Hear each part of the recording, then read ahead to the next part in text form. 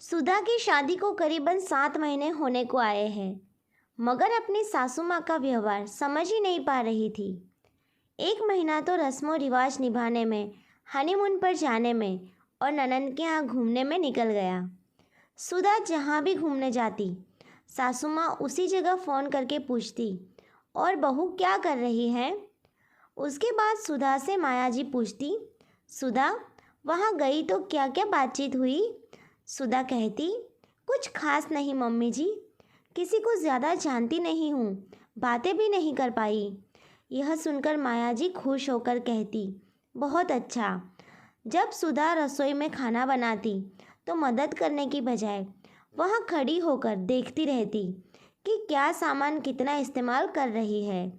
शुरू शुरू में तो सुधा को लगता कि सासू माँ इसलिए खड़ी होकर देखती है कि वह कैसे खाना बनाती है, मगर यह सिलसिला ख़त्म ही नहीं हुआ, चलता ही रहा। अब सुधा को अजीब सा लगने लगा, क्योंकि जब हम कोई काम कर रहे हो और दूसरा इंसान उसको लगातार देखता रहे तो हमारा काम से ध्यान हट जाता है। सुधा के साथ भी कभी कभी ऐसे ही हो जाता। एक दिन सुधा माया जी से कुछ पूछने उनके कमरे में गई। रवि और सासू माँ को बातें करते सुन सुधा लौटने लगी, लेकिन उसके कदम वहीं रुक गए। सुधा ने सुना सासू माँ रवि से पूछ रही है, और बेटा सुधा कुछ कहती तो नहीं है। क्या मतलब माँ? माया जी ने कहा, अरे कुछ नहीं, बस ऐसे ही, जैसे दिन भर मैंने और मेरी बहू ने क्या किया, दिन कैसे बीता, वगैरह वगैरह। अरे नहीं माँ, वह तो ऐसी कोई बात नहीं करती, कोई समस्या है क्या? माया जी ने कहा, अरे नहीं नहीं, मैं तो बस ऐसे ही। सुधा इतना सुनते ही अपने कमरे में आ गई। थोड़ी देर में रवि भी अपने कमरे में आया। उसने सुधा से पूछा, सुधा तुम्हें यहाँ सब अच्छा लगता है ना? सब कुछ ठीक है ना? माँ के साथ तो तुम्हारी खूब पड़ती होगी।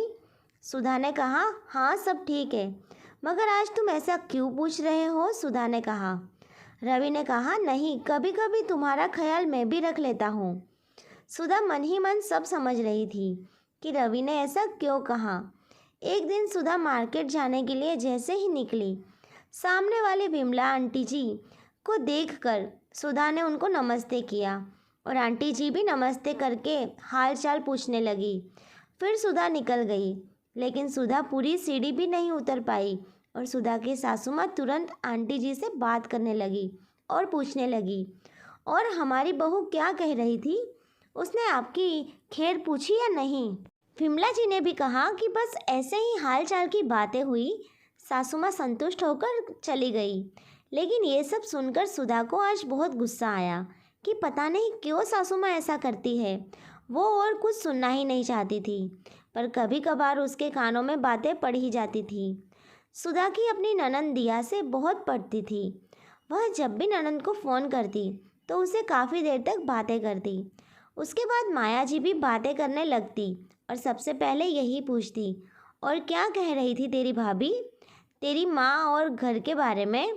दिया कहती, क्या माँ, जब से भाई की शादी हुई है तुम तो सबसे पहले यही पूछती हो, और कोई बात नहीं सोचती क्या? माया जी अपनी घिसी पिटी बात कहती, अरे कुछ नहीं, ऐसे ही पूछ लेती हूँ। दिया कुछ दिनों के लिए अपने मायके आई। कुछ देर बातचीत करने के बाद सुधा चाय नाश्ता बनाने गई। सुधा के पीछे पीछे सासू माँ भी आकर देख जाती। ऐसे ही जब सुधा खाना बना रही थी तभी रसोई में जाकर खड़ी हो गई थी। दिया ने कहा, क्या माँ, अपनी बहू के पीछे पीछे लगी रहती हो, बेटी को अकेला छोड़कर चली जाती हो? माया जी मुस्कुराकर रह जाती है। दूसरे दिन देखा, जब सुधा कपड़े धोने के लिए मशीन लगा रही थी तभी माया जी वहाँ जाकर खड़ी हो गई और देखने लगी कि कितना सर्फ डाल रही है, कैसे कपड़े धो रही है। सुधा किचन में जाती है तो माँ भी किचन में चली जाती है, और आस पड़ोस किसी से सुधा बात करती है तो वहाँ भी पहुँच जाती है, और पहुँचने में देर हो जाती तो उस शख्स से पूछने लगती कि उनकी बहू क्या कह रही थी। चाहे कोई काम में मदद करे या ना करे, कुछ कम ज़्यादा इस्तेमाल करने को कहे या ना कहे, लेकिन पीछे पीछे लगी रहती कि बहू क्या कर रही है। ये सब देखकर दिया को बहुत अजीब सा लगा, और उसे अपनी मम्मी की ऐसी हरकत पर गुस्सा भी आ रहा था। आखिर उससे रहा ना गया और उसने अपनी मम्मी से पूछा, मम्मी ये सब क्या है? आप पूरा दिन सुधा के पीछे लगी रहती हो, उस पर नज़र बनाए रहती हो कि वो क्या कर रही है, कैसे कर रही है, किससे बात कर रही है, क्या बात कर रही है। माया जी ने कहा, हाँ बेटा, करना पड़ता है। किचन में कुछ बिगाड़ तो नहीं रही है, वहीं खड़े खड़े कुछ खा तो नहीं रही है, किसी बाहर वाले से घर की बातें तो नहीं बता रही है।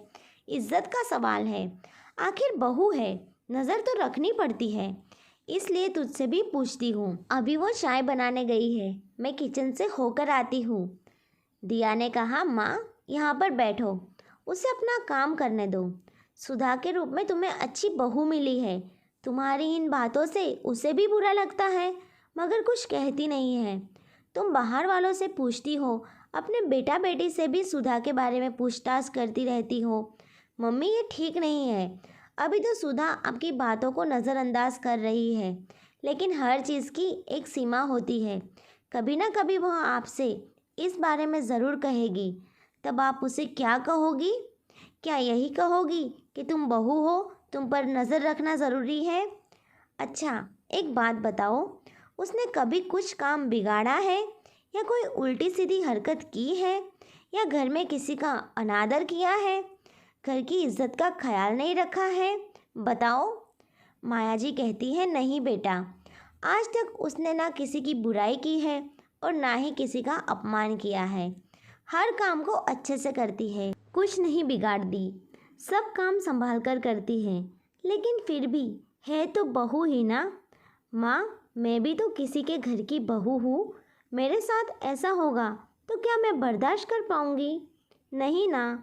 तो फिर आप भी यह सब करना छोड़ दो और सुधा को थोड़ा खुलकर रहने दो और उसे बहू के रूप में नहीं, बेटी के रूप में स्वीकार करो।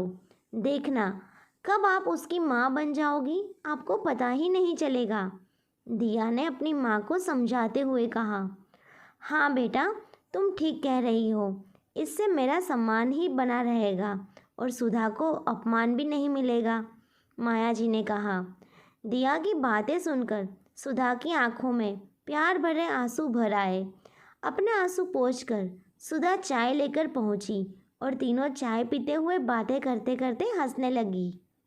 मैं आशा करती हूँ दोस्तों आपको ये कहानी ज़रूर पसंद आई होगी। कहानी पसंद आई हो तो हमें कमेंट करके ज़रूर बताइए। वीडियो अच्छी लगे तो लाइक और शेयर करना बिल्कुल ना भूलें। चैनल को सब्सक्राइब भी ज़रूर कर दीजिए। अब मिलते हैं नई कहानी के साथ, तब तक के लिए बाय।